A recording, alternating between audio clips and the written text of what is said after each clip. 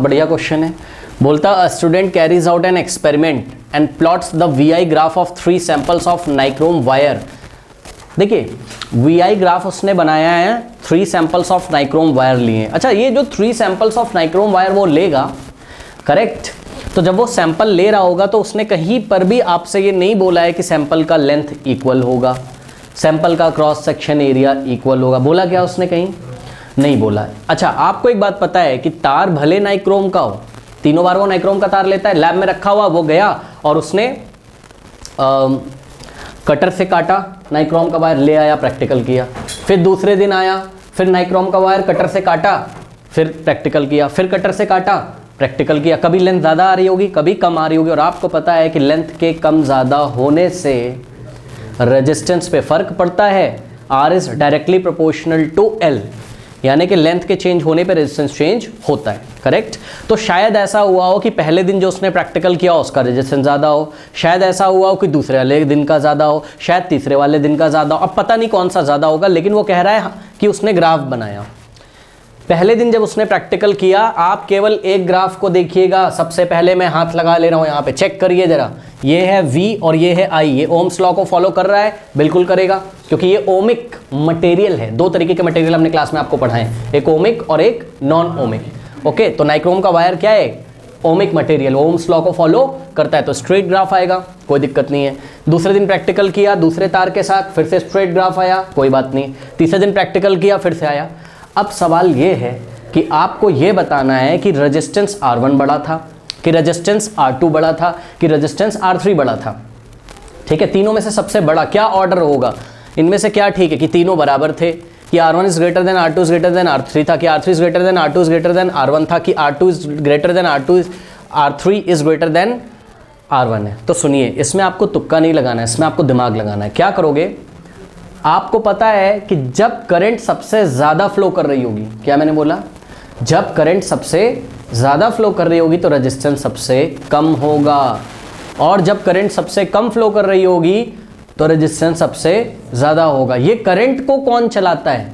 Battery का potential.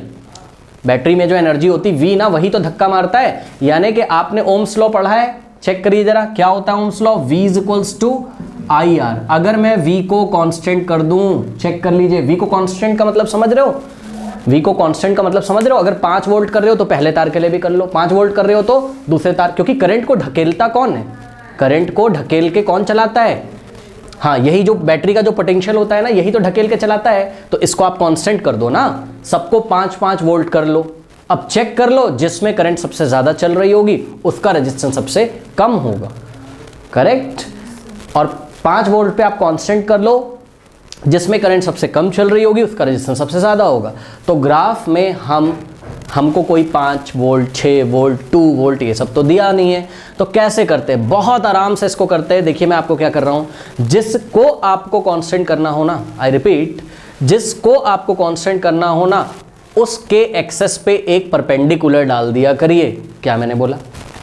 जिसको आपको कांस्टेंट करना हो उसके एक्सेस पे एक परपेंडिकुलर ड्रॉ कर दिया करिए। तो आपको वोल्टेज को, अच्छा इसको V को कांस्टेंट करना है। देखो एक बात मैं और बता रहा हूँ भाई, अगर मैं V कांस्टेंट कर दूं, अगर मैं V कांस्टेंट कर दूं तो मैं, आप ध्यान से देखिएगा, मैं क्या इसको ऐसा नहीं लिख सकता हूँ V/I is equals to R, या फिर मैं इसको ऐसे नहीं बोल सकता हूँ क्या? एक काम करते हैं, R को नीचे भेज देते हैं, कोई दिक्कत? बताइए। अब V को क्या कर रहा हूँ मैं, इसको ऐसा भी लिख सकता हूँ मैं, चेक करो, I is equals to V/R, कोई दिक्कत है? और V को आप क्या करने जा रहे हो?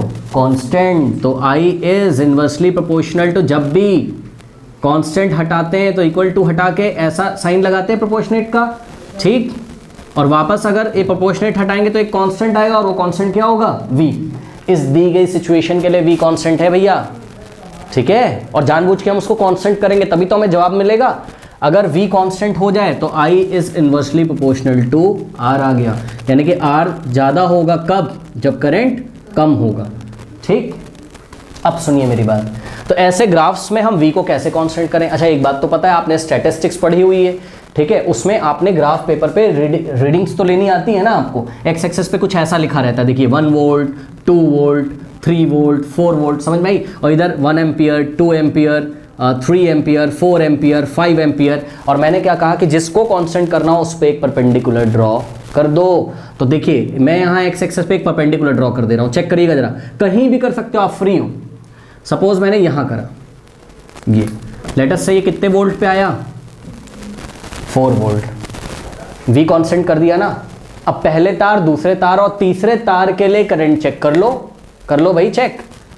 ये देखो, ये जो जा रहा है परपेंडिकुलर, ये पहले ये R1 है, ये R2 है, ये R3 है। पहले ग्राफ को कहाँ काट रहा है, यहाँ पे नहीं काट रहा है। और यहाँ से अगर मैं y एक्सेस पे परपेंडिकुलर ड्रॉ करूँ तो मुझे करंट की वैल्यू मिल जाएगी। अगर यहाँ 5 आ रहा है, यहाँ 6, तो यहाँ क्या आ रहा होगा, 7। बस ये समझने के लिए मैंने नंबर लिखे हैं, ठीक है। तो पहले तार के लिए 7 एम्पियर करंट आ रही, कितने वोल्टेज पे, 4। अब चेक करो, ये जो परपेंडिकुलर डाला था ये R2 को कहाँ पे काटता है, यहाँ पे। और यहाँ से क्या ड्रॉ करोगे आप, परपेंडिकुलर, कहाँ, करंट वाले एक्सेस पे। कितना करंट आ रहा है, 3.5 एम्पियर के आसपास। अरे कुछ भी आ रहा हो लेकिन 7 से कम आ रहा है। नहीं आता है पढ़ना आपको ग्राफ, अरे भाई 0 1 2 3 4 ऐसा बढ़ रहा है ना, तो ये अगर 7 है तो ये वाला पॉइंट पहले के कंपैरिजन में कम ही तो होगा, ठीक। अब चेक करो, ये लाइन तीसरे ग्राफ को यहाँ काट रही है, ठीक। तो यहाँ अगर हम परपेंडिकुलर डाल रहे हैं तो कहाँ मिल रहा है जाके, 2 एम्पियर पे। यानी कि सबसे ज़्यादा करंट कौन से कंडक्टर के लिए, पहले। तो सबसे कम रेजिस्टेंस किसका होगा, पहले का। जिसकी करंट सबसे ज़्यादा उसका रेजिस्टेंस सबसे कम। तो सबसे कम रेजिस्टेंस हो गया आपका पहले वाले का, ठीक। और सबसे ज़्यादा रेजिस्टेंस किसका होगा, जिसका करंट सबसे कम होगा। सबसे कम करंट किसका है, तीसरे वाले रजिस्टर का। यानी कि समझ में आई बात, तीसरा वाले रजिस्टर का करंट सबसे कम है ना, तो वो रजिस्टर सबसे बड़ा होगा, सबसे ज़्यादा वैल्यू होगा। यानी R3 हो गया सबसे बड़ा, तो R2 कहाँ आ गया, बीच में। यानी कि R3 सबसे बड़ा, R2 उससे छोटा। मैं इसको फ्लिप करके भी लिख सकता हूँ कि R3 is greater than R2 is greater than R1। तो किस पे टिक लगाएंगे, R3 is greater than R2 is greater than R1, third पे।